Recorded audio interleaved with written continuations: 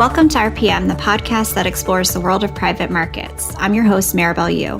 We recently issued our 2023 market outlooks. Joining me to discuss the private debt market outlook for 2023 are two members of our private debt team, Ariel Goldblatt, a partner based in our New York office, and Mark Tsang, a managing director based in London. Thank you both for joining me and welcome to RPM. Thank you for having us, Maribel. We're looking forward to the discussion today. Sounds great. There are a handful of themes impacting private debt performance. And in this year's outlook, you've pointed out how some macroeconomic factors are expected to affect the asset class, from a shift in monetary policy to a resilient U.S. job market. What are the key drivers this year, and how do you think they'll impact private debt?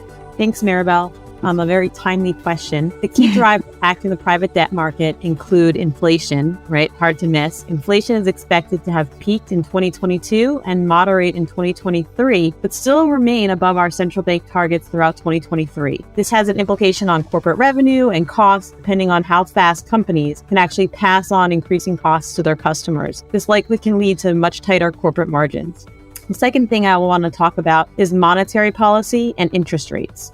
Aggressive monetary tightening in 2022 has led to higher base rates, and as a result, overall higher return expectations for private credit. On the flip side, the rise in interest rates could further strain tighter corporate margins and result in liquidity challenges. This could lead to borrowers needing to seek more creative financing solutions due to these cash constraints, which provides an opening for opportunistic strategies. And then from a corporate growth perspective, a recession would negatively affect EBITDA growth and likely adjusted EBITDA, which could result in potentially higher leverage levels and tighter free cash flow, fixed charge coverage levels. I think also what's interesting, in addition to interest rates and inflation that Ariel's mentioned, I think just across the economy, you've got geopolitical tensions, you've got impacts around the supply chain and energy supply, and potentially an upcoming recession. And a lot of these factors, we've seen an increasing pressure on corporate liquidity, and that develops an uncertainty around how to approach underwriting and structuring on financing transactions. And I think the focus on corporate liquidity is interesting because I think, how we look at private debt, we're seeing dislocation across the whole ecosystem. So if we observe capital markets, there's been a liquidity shortage in capital markets, and the market closing there around, issuing syndicated loans or high-yield bonds. And so we observed opportunistic credit coming into that arena to kind of essentially plug that shortfall of liquidity.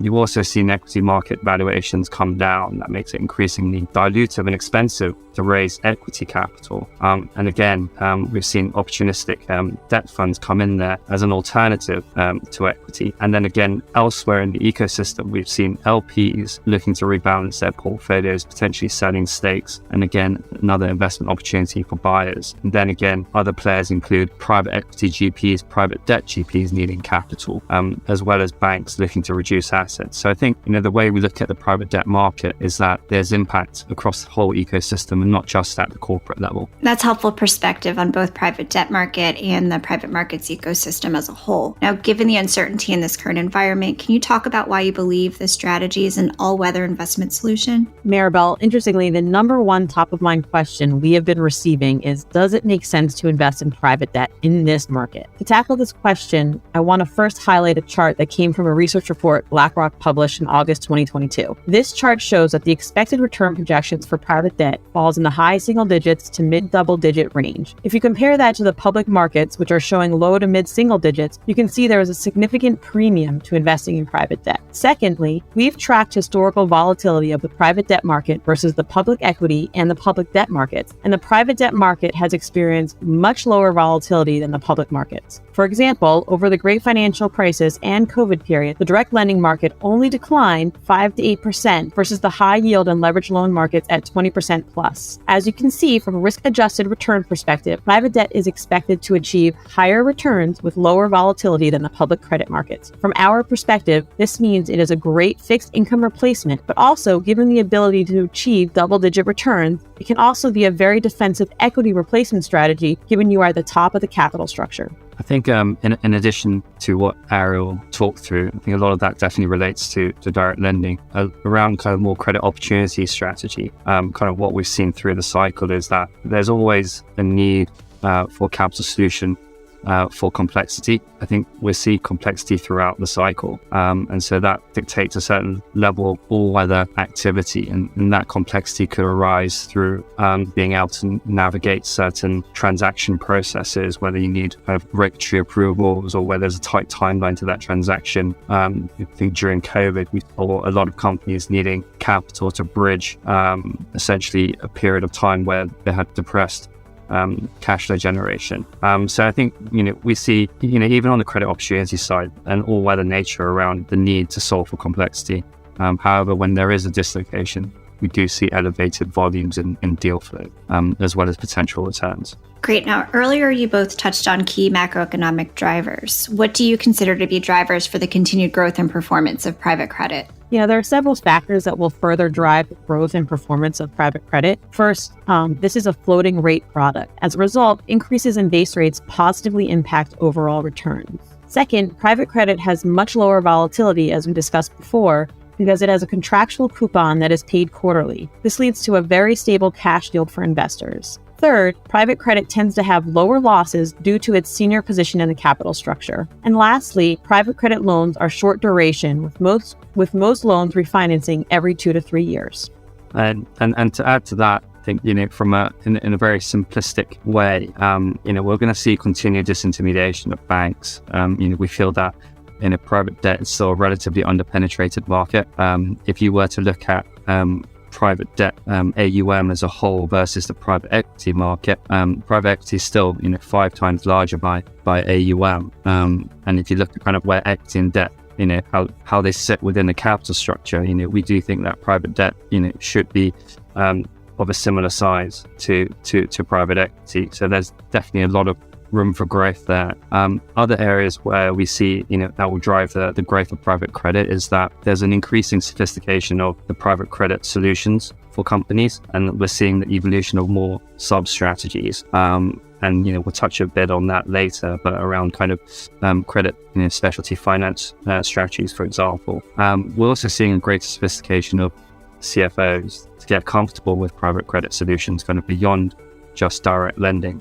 And that sophistication is also increasing the uptake of debt fund solutions. Now, I'm sure our listeners would love to hear more about the current investment environment. Are there any specific observations to note as we think about the direct lending market over the next 12 months compared to this time last year? Yes, and I think there are 4 areas, I want to touch on. First is pricing, second is volume, third is lending terms, and the fourth is fundamentals. So as we think about pricing, as we mentioned earlier, the direct lending market is priced variably. This means as the base rate increases, lenders benefit. So for example, about 12 months ago, the SOFR was at about 25 bips. Today it's over 4%. So add that 4% to the 625 plus coupon you're getting in this market, in addition to the OID, and you get a double-digit return on a very plain vanilla direct lending loan.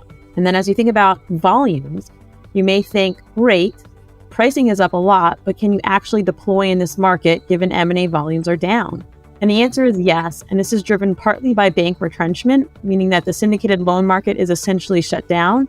And banks have retrenched from the market, as well as the fact that sponsors have more than 5 times the available dry powder as direct lenders, meaning that there is still significant deal flow available, but only for the best borrowers. And then as we think about lending terms, in a more challenging market environment, terms become much more lender friendly. Covenants, for example, have become much more common, even in larger EBITDA borrowers, as well as just overall tighter terms, right? Lower leverage, better cushion from an equity perspective, etc. And then lastly, as we think about fundamentals, given the lower growth expectations, corporate fundamentals are expected to moderate. Diversification as a result is key in private debt, and it's free. It is also highly beneficial to be at the top of the capital stack in a senior secured position. I think just to add also to Ariel's point around, the dry powder is going to be accessible to the kind of the highest quality borrowers. So there's a certain element kind of, what happens with other borrowers, and kind of looking into the market, where's that liquidity going to come from? So I think, going over the next kind of 12, 24 months, quite a few refinancings are coming up with upcoming maturities. So I think there's definitely an element increase in activity around amend and extend. But it's also interesting to keep track and see how some of these capital structures might play out I think you're seeing situations where new capital is coming in, and that new capital from another lender group could come in, super senior, could come in junior, could be in the form of structured credit, or there could be situations where you're seeing sponsors injecting equity.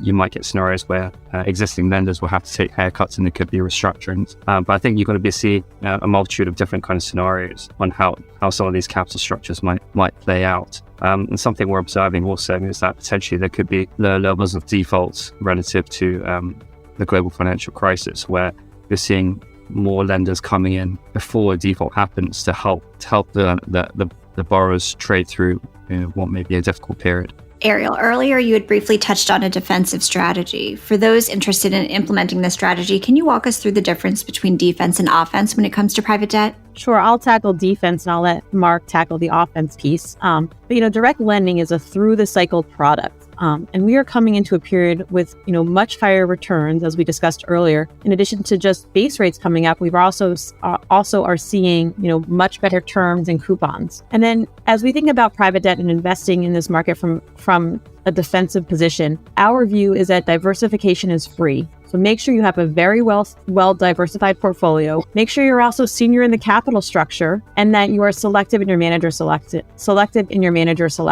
And those are kind of the advice that we give in this market. And I'll let Mark tackle the offensive piece.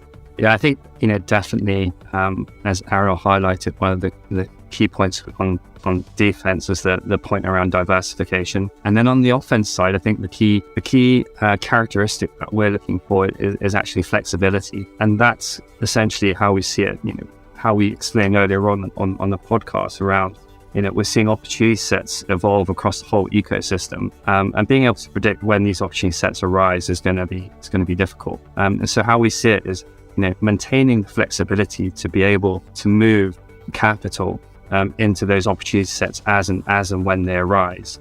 So examples of kind of how we look to set ourselves up on our platform and prepare our capital is that there's the capital solutions opportunity set where we just walk through companies needing liquidity, and then there's kind of more niche strategies that are growing where they're, for example, something like credit specialties, where there's an element of non-correlated strategy. You can lend against asset values in an inflationary environment. And given they're relatively niche, there's definitely a supply-demand dynamic in their favor, allowing them to negotiate more attractive terms with borrowers. And then obviously you also have the distress opportunity set. And kind of as we see greater levels of defaults, I think there's opportunity to invest in there.